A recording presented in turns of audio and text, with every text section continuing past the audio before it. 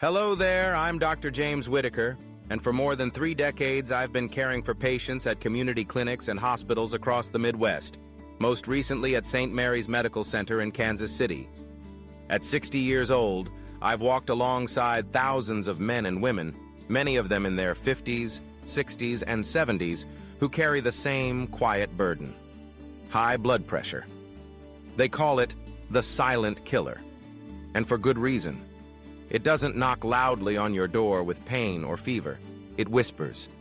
It creeps in quietly while you go about your daily life, cooking dinner, playing with your grandchildren, paying bills, and then one day it leaves its mark in the form of a stroke, a heart attack, or a failing kidney. I want you to pause for a moment and ask yourself, have you ever felt your heart pounding in your chest for no reason? Have you ever noticed your doctor shaking his head gently as he looked at your blood pressure numbers? A patient of mine, Mr. Reynolds, once told me, "Doc, I felt fine. I thought I was strong as an ox. Then one morning I woke up in the hospital after a stroke." That's the cruel trick of hypertension. You think you're fine until you're not. Here in the United States, almost half of all adults live with high blood pressure. That's about 120 million people, neighbors, friends, maybe even you. And the truth is, only 1 in 4 has it under control. Imagine sitting in a church pew on Sunday morning. Out of every 4 folks sitting there, 3 are likely struggling silently with blood pressure. Now, why am I talking to you about this today? Because I believe deeply that awareness is the first medicine. When you shine a light on a hidden danger, it loses some of its power. And I want to speak to you not as a doctor in a white coat lecturing from behind a desk, but as someone who has sat at countless kitchen tables, holding a cup of coffee, listening to stories of fear, confusion, and hope. You see, high blood pressure is not just about numbers on a machine, it's about the life you want to live, the walks you still hope to take, the birthdays you don't want to miss, the laughter around the dinner table that makes you feel alive. So tonight, or this morning, whenever you're watching, I invite you to sit back with me. Let's have a conversation, one that blends medical truth with everyday wisdom. We'll talk about the limits of medication, the hidden traps in our modern lifestyle, and the natural, powerful ways you can begin to reclaim your health. Because at the end of the day, my goal is simple. I want you to live not just longer, but better. And that journey begins with understanding. When we talk about high blood pressure here in the United States, we're not talking about a rare condition, something that happens only to the unlucky few. No, this is one of the most common health struggles in our nation today. The numbers themselves tell a sobering story. Nearly 1 in every 2 adults in America has high blood pressure. That's about 120 million people. Think about that for a moment. If you walk into a grocery store, if you sit at a family reunion, if you gather at church on Sunday, half the people in that room are living with hypertension. And many of them don't even know it. I've seen this countless times in my own practice. Patients come in for a routine checkup, smiling, feeling fine. Then we put the cuff on their arm and the numbers jump off the chart. 160 over 100, sometimes higher. Their eyes widen and they say, "But doc, I feel okay." And that's the cruelest part of it. High blood pressure often gives you no warning, no pain, no signal until it's already done its damage. Here's another piece of the reality. Only about 1 in 4 Americans with high blood pressure actually has it under control. That means 3 out of 4 are walking through life with a ticking time bomb in their chest. Every day, uncontrolled hypertension contributes to heart disease, stroke, kidney failure, and even dementia. In fact, high blood pressure is a leading cause of death in this country, linked to over 670,000 deaths each year. I want you to imagine this. You're sitting at the dinner table with your children or grandchildren enjoying a meal. You laugh, you pass the dishes, you share stories, and then picture one chair suddenly empty the next year because someone didn't know they had high blood pressure, or they thought the little pill they were taking was enough. It's not a statistic anymore when it's someone you love. Another reality that strikes me is how blood pressure affects different groups in different ways. In America, older adults, especially those over 55, are far more likely to face hypertension. African American communities in particular experience some of the highest rates and the most severe complications. It's not just biology, it's also about access to healthy food, safe places to exercise, affordable health care. The truth is, high blood pressure is not only a medical issue, it's a social one. And here's the most important truth of all. This problem is not going away on its own. With our busy lifestyles, processed diets, stress-filled routines, and lack of movement, hypertension is only becoming more common. Unless we change the way we live, eat, and care for ourselves, the numbers will continue to rise. So when I talk about high blood pressure, I'm not just sharing statistics from a report. I'm talking about my patients, my neighbors, maybe even you. And I'm asking you to consider this. If half of America is struggling with this silent killer, what will we choose to do about it?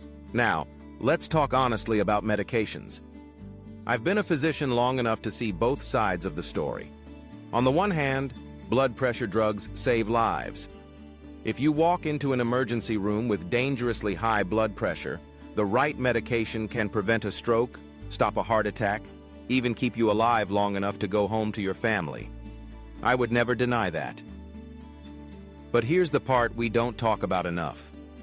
What happens when those pills become your daily bread? What happens when taking 1, 2, 3, sometimes even 6 different blood pressure medications becomes a way of life? I remember one of my longtime patients, Mrs. Anderson, who came to me at age 62. She had started on a single pill for her blood pressure. A year later, she was on 3.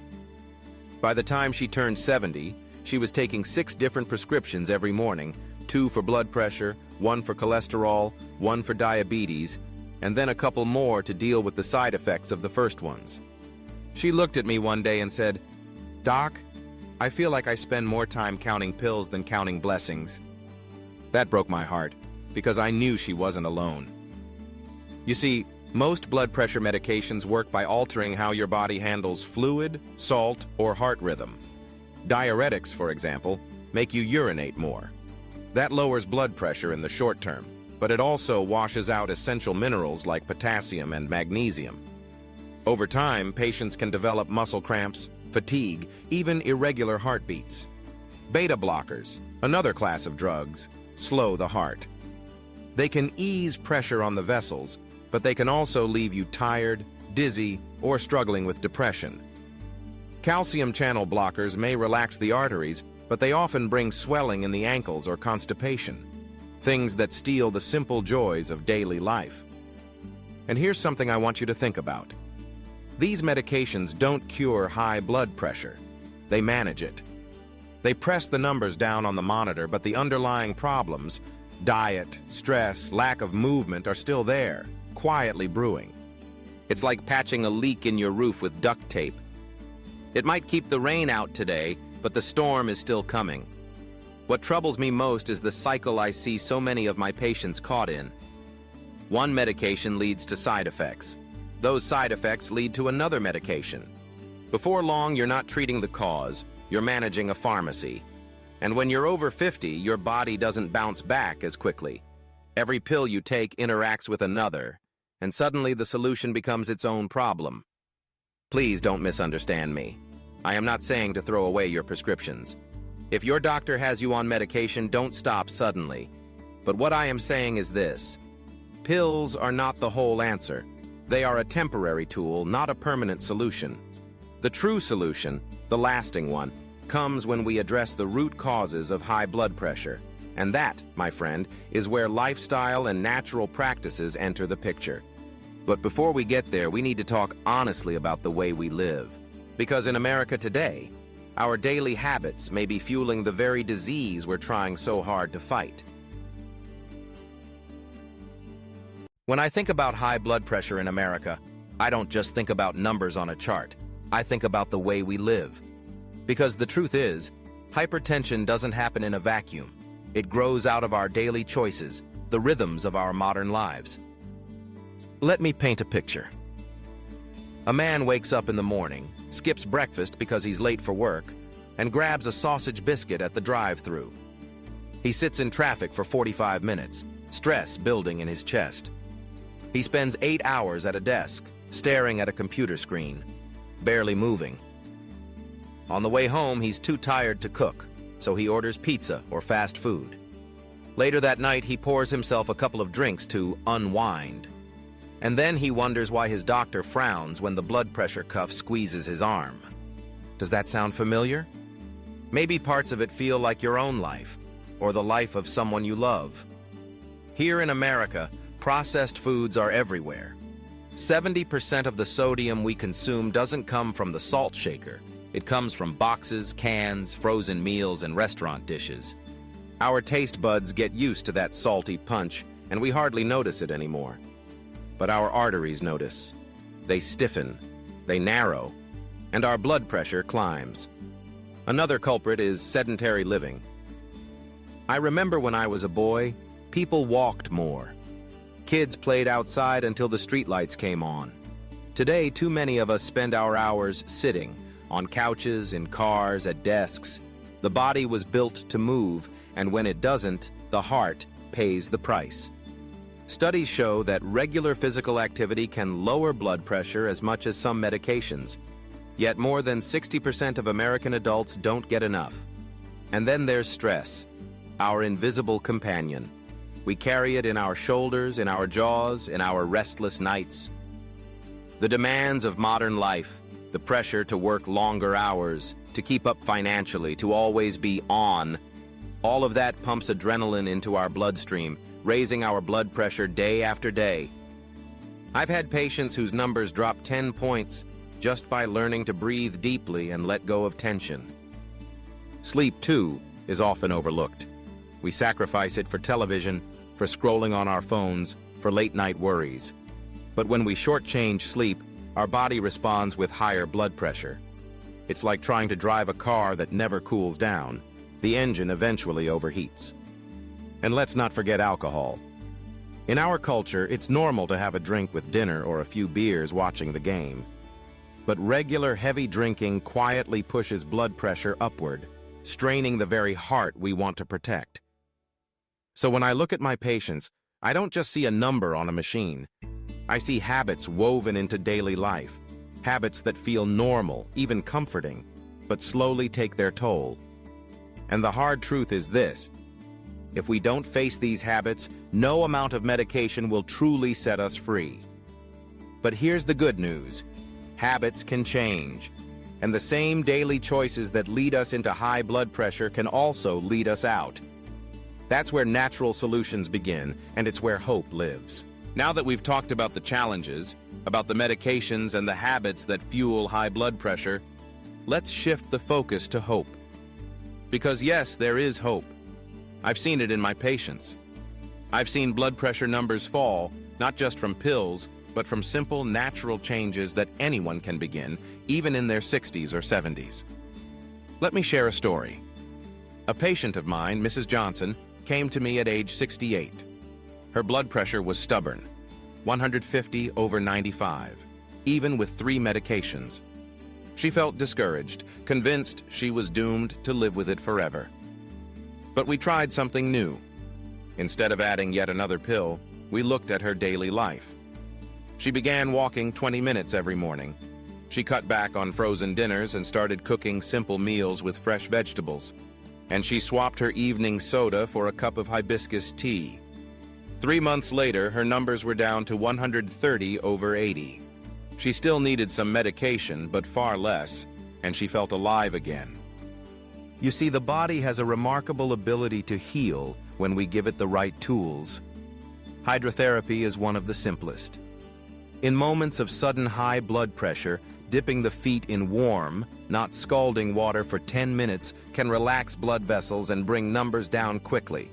I know it sounds almost too simple, but I've seen it work in practice. Then there's the power of herbal remedies.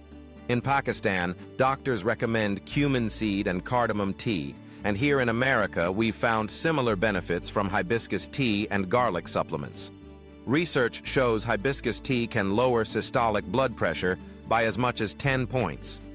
Garlic, whether fresh in your meals or in capsule form, helps your blood vessels relax, allowing smoother circulation. But natural healing isn't only about what we drink or eat, it's also about how we live. Breathing exercises, meditation, and prayer, all of these calm the nervous system and lower blood pressure. I sometimes tell my patients, just sit quietly, close your eyes, and breathe deeply for 5 minutes. It may sound small, but over weeks and months, it can make a measurable difference. Movement is another powerful medicine. I'm not talking about running marathons. For many people over 50, it's as simple as daily walking, gardening, or gentle yoga. When you move your body, you're telling your heart, I want you strong. I want you to keep beating steady for years to come. And of course, there's the foundation, nutrition. Fresh fruits, vegetables, whole grains, nuts, and lean proteins, these are nature's true blood pressure medicines.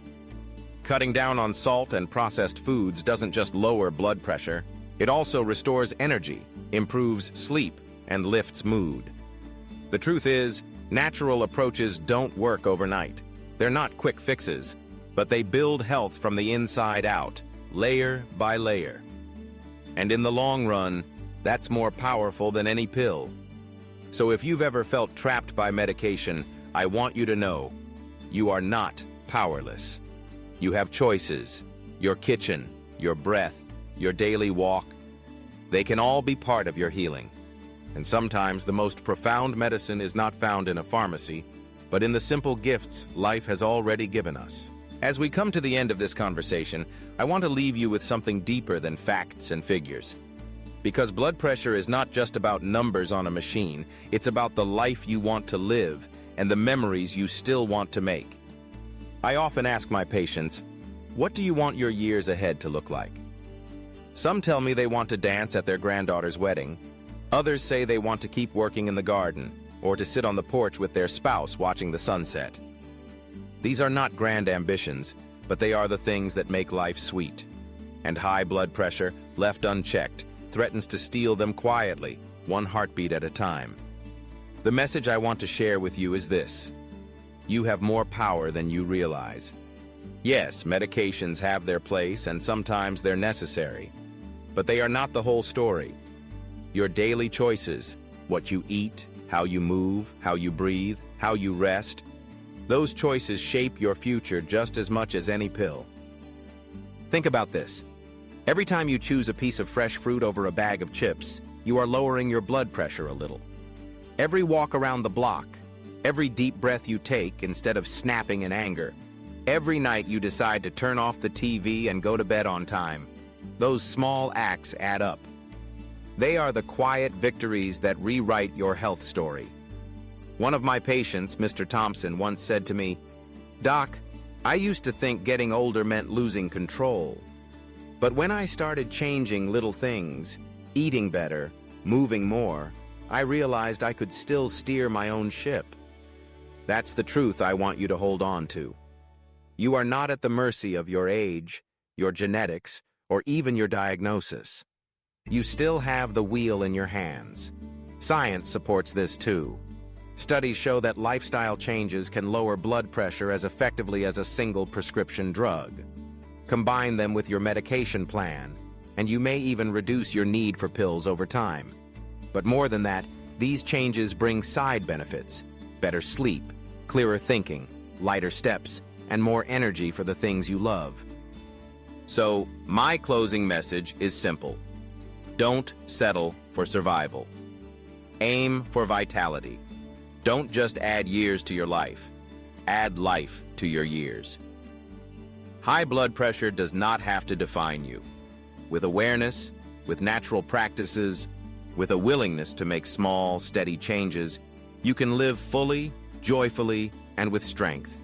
If anything I've shared today has touched your heart, I invite you to take one step, just one, toward better health this week. Maybe it's a walk in the park, a cup of hibiscus tea, or an early bedtime.